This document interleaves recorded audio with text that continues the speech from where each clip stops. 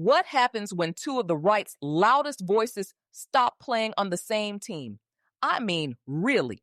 What happens when the so-called unbreakable MAGA coalition starts to crack? And the cracks aren't just about personality, but about war, peace, and the very soul of American conservatism. Today, we're talking about the Ted Cruz-Tucker Carlson clash. And let me tell you, this isn't just a cable news spat. This is a political earthquake.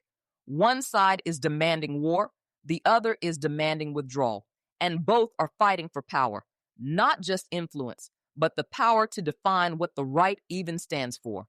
I'll take you inside the rhetoric, the split in MAGA ideology, and the real risk this war of words unleashes. We're talking threats against lawmakers, assassinations of public officials. This isn't just noise, it's a warning sign.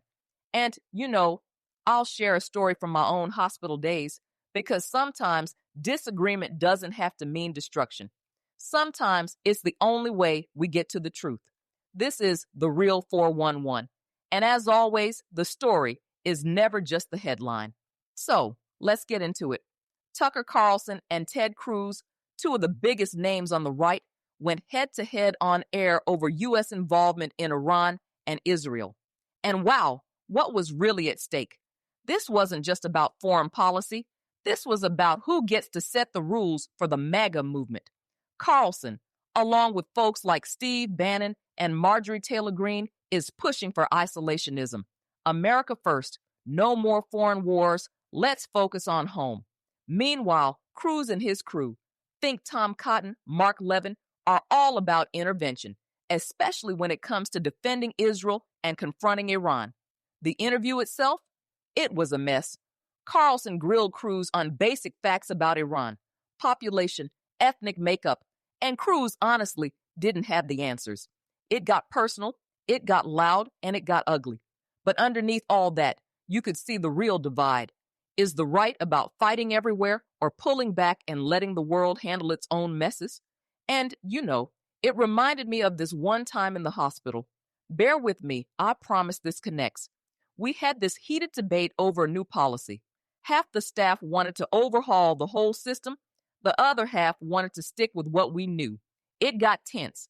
People raised their voices, but the thing is, the debate forced us to ask the tough questions. Why are we doing this? Who does it help?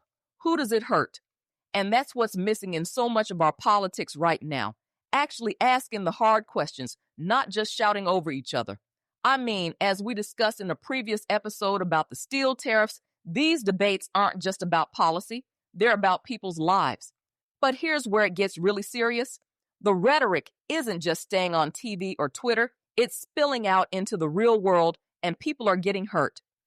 Case in point, Robert Davis Forney, a 25-year-old from Georgia, was just charged with making violent threats against Senators Ted Cruz and Deb Fischer, and even Cruz's family.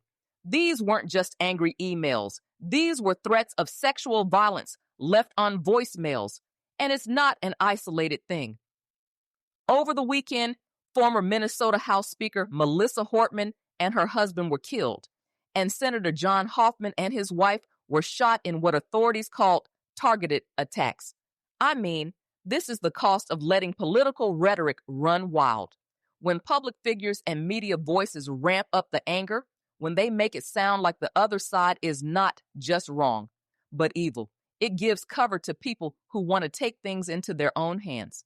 And look, I'm not saying Carlson or Cruz is responsible for what some guy in Georgia does, but I am saying that when the temperature gets this high, when the language gets this violent, it's not surprising that violence follows. We've talked about this before.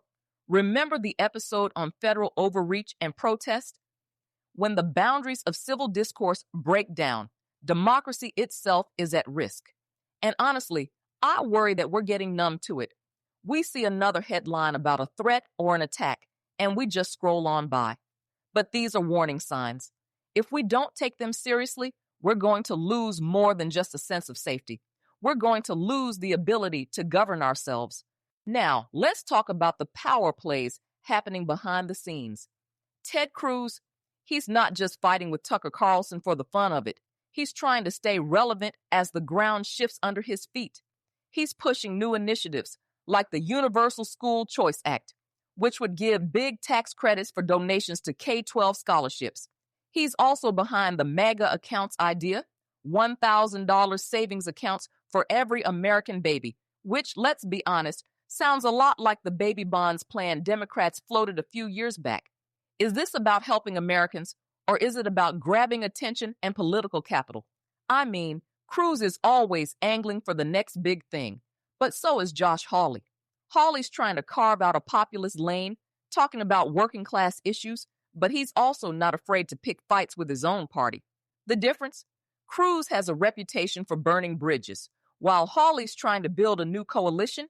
At least, that's what he wants us to think. But at the end of the day, both of them are playing the same game. Ambition, loyalty, and policy are all just tools for getting ahead. And sometimes I wonder, are these new conservative initiatives really about making life better for regular people? Or are they just about who gets to be the loudest voice in the room?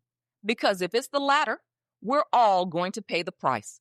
And as we saw with the One Big Beautiful Bill Act, sometimes the people who need help the most get left out while the politicians fight for the spotlight. If this episode gave you any insight into the right's unraveling, don't just sit with it. Share it. Comment below, is this ideological divide good for democracy or is it dangerous? I really want to know what you think.